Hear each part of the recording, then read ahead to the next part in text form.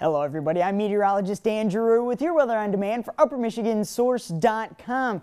It was a chilly one today at the National Weather Service in Negaunee. The high was only 41 degrees, well below that normal of 59 degrees for this time of year. 37 was our low, and needless to say, that was right around average, but boy, was it chilly out there. And we dealt with plenty of cloud cover across Upper Michigan, at least in the northern portions, and we also had a little bit of a fine mist out there. Needless to say, a lot of those clouds have now dissipated. We're still left with a few clouds in the far east and even over parts of the west, but by and large, we're not as worried about those clouds as we are about a few other features. The first one I'd like to mention, though, Tropical Storm Anna, now just working its way into the Carolina coast, and needless to say, that will stay away from us, but it's going to create a little bit of havoc for parts of the southeast. What we're really paying attention to is this system just to our west, and there is plenty of action just to our south in Texas. There's a few tornado watches, and we'll zoom in on this and take you flying.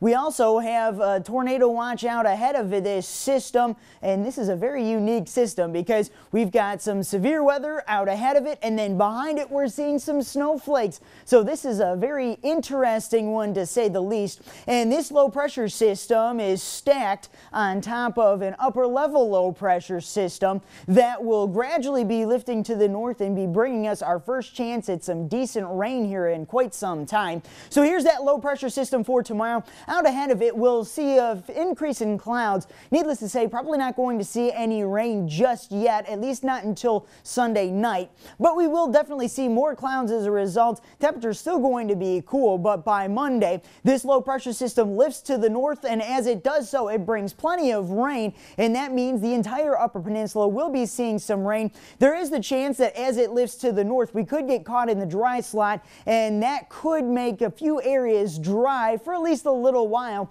before we start to see some rain on the backside of this system. But this is definitely much needed rain that we've been looking for quite some time.